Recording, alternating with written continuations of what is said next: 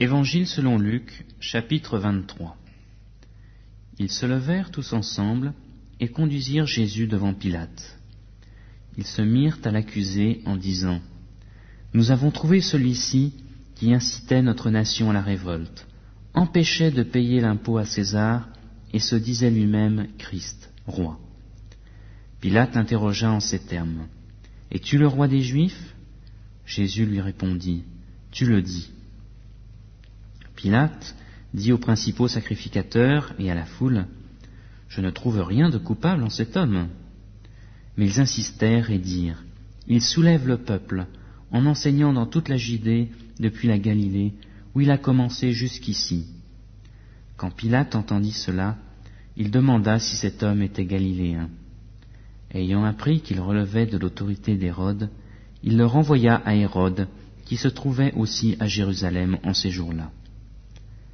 Lorsqu'Hérode vit Jésus, il en eut une grande joie, car depuis quelque temps il désirait le voir à cause de ce qu'il avait entendu dire de lui, et il espérait lui voir faire quelque miracle. Il l'interrogea assez longuement, mais Jésus ne lui répondit rien.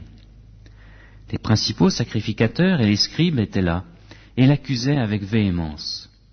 Hérode, avec ses gardes, le traita avec mépris. Et après s'être moqué de lui et l'avoir revêtu d'un habit éclatant, il le renvoya à Pilate. Ce jour même, Pilate et Hérode devinrent amis, d'ennemis qu'ils étaient auparavant.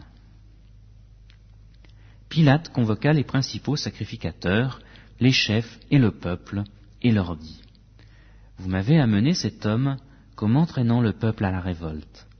Voici, je l'ai interrogé devant vous, et je ne l'ai trouvé coupable d'aucune des fautes dont vous l'accusez. Hérode non plus, car il nous l'a renvoyé. Et voici, cet homme n'a rien fait qui soit digne de mort. Je le relâcherai donc après l'avoir fait châtier. » À chaque fête, il était obligé de leur relâcher un prisonnier. Ils s'écrièrent tous ensemble : « Fais mourir celui-ci et relâche-nous Barabbas. » Ce dernier avait été mis en prison pour une émeute qui avait eu lieu dans la ville et pour un meurtre. Pilate leur adressa de nouveau la parole avec l'intention de relâcher Jésus. Mais ils criaient : « Crucifie-le, crucifie-le » Pilate leur dit pour la 3e fois : « Mais quel mal a-t-il fait ? Je n'ai rien trouvé en lui qui mérite la mort. Je le relâcherai donc après l'avoir fait châtier. » Mais ils insistèrent à grands cris en demandant qu'il soit crucifié, et leurs cris l'emportèrent. Pilate rendit un arrêt conforme à leur demande. Il relâcha celui qui avait été jeté en prison pour une émeute et pour un meurtre et qu'il réclamait. Mais il livra Jésus à leur volonté. Comme ils l'emmenaient, ils prirent un certain Simon de Cyrène qui revenait des champs, et ils le chargèrent de la croix pour qu'il la porte derrière Jésus. Une grande multitude de peuple et de femmes le suivaient. Celles-ci se frappaient la poitrine et se lamentaient sur lui. Jésus se tourna vers elles et dit : « Filles de Jérusalem, ne pleurez pas sur moi, mais pleurez sur vous et sur vos enfants. Car voici, des jours viendront où l'on dira : Heureuses les stériles, heureuses celles qui n'ont pas enfanté et qui n'ont pas allaité. Alors on se mettra à dire aux montagnes : Tombez sur nous, et aux collines : Couvrez-nous. Car si l'on fait cela au bois vert, qu'arrivera-t-il au bois sec ? »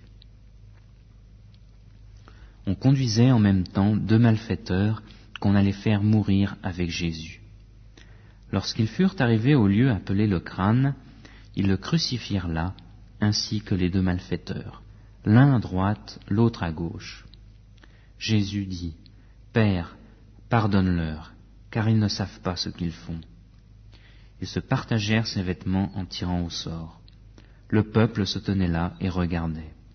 Quant au chef, il raillait Jésus en disant : « Il a sauvé les autres, qu'il se sauve lui-même, s'il est le Christ, élu de Dieu. » Les soldats aussi s'approchèrent pour se moquer de lui et lui présenter du vinaigre, en disant : « Si tu es le roi des Juifs, sauve-toi toi-même. » Il y avait au-dessus de lui cette inscription : « celui-ci est le roi des Juifs.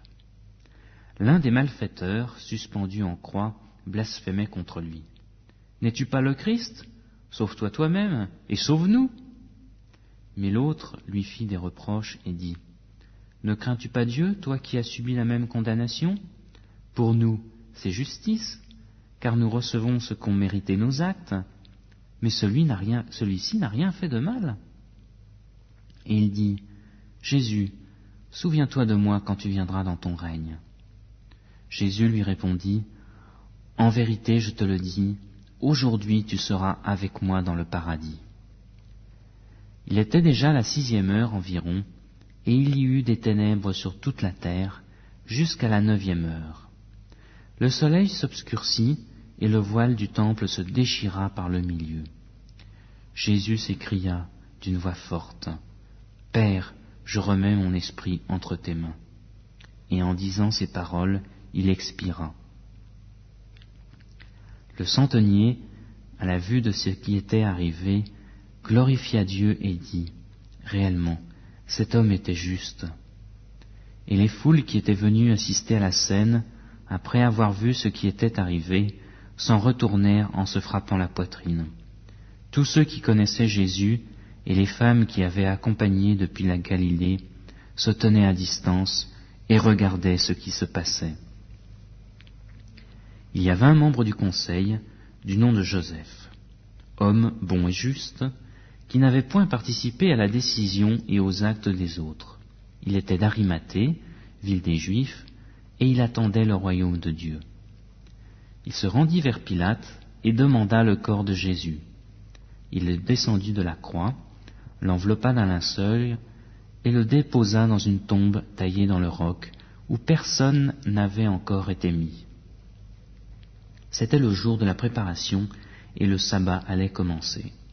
Les femmes, celles-là même qui étaient venues de la Galilée avec Jésus, accompagnèrent Joseph, virent le tombeau et la manière dont le corps de Jésus y fut déposé, s'en retournèrent pour préparer des aromates et des parfums.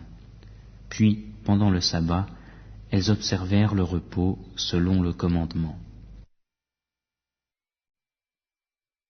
Évangile selon Luc, chapitre 24.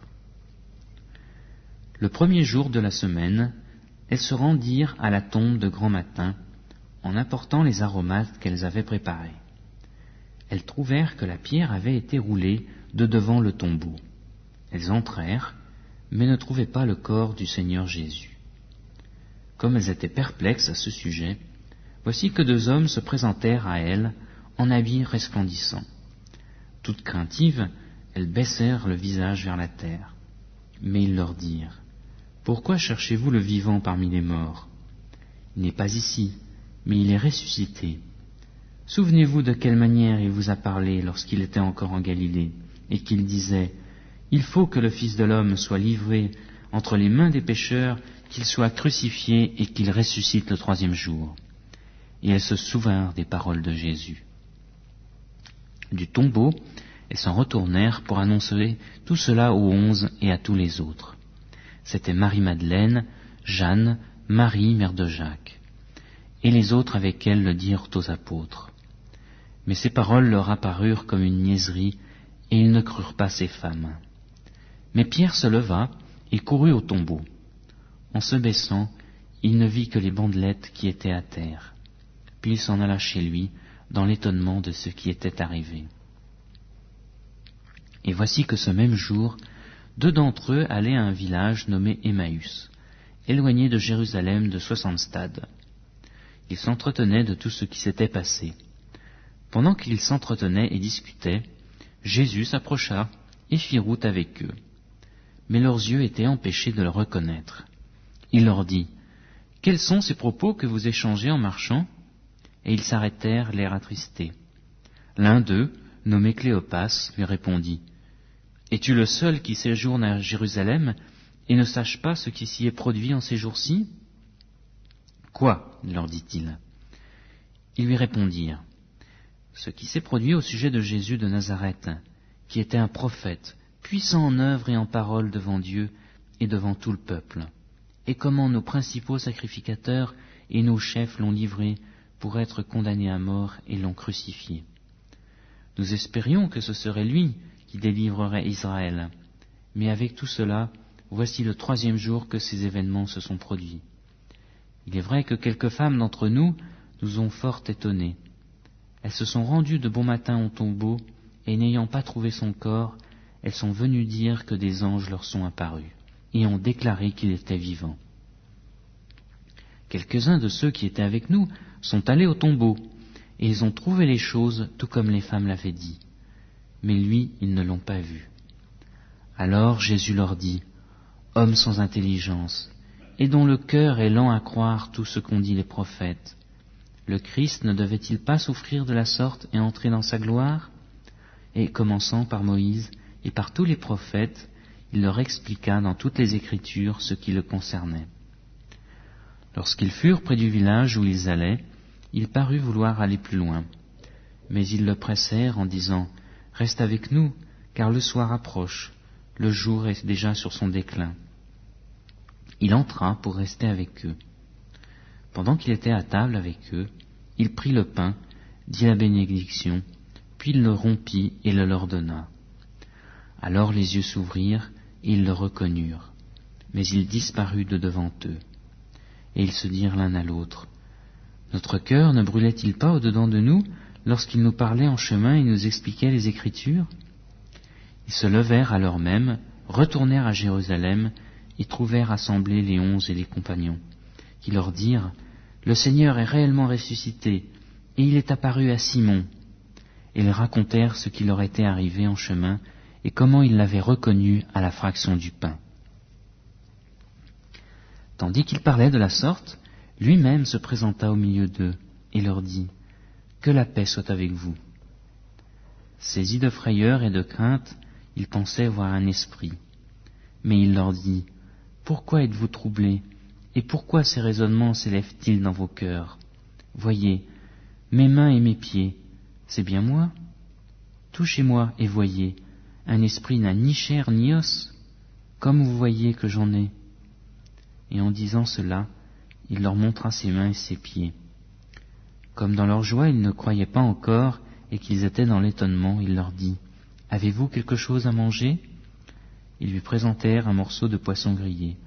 Il le prit et le mangea devant eux.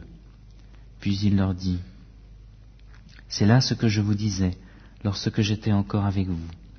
Il fallait que s'accomplisse tout ce qui est écrit de moi dans la loi de Moïse, dans les prophètes et dans les psaumes. » Alors il leur ouvrit l'intelligence pour comprendre les Écritures.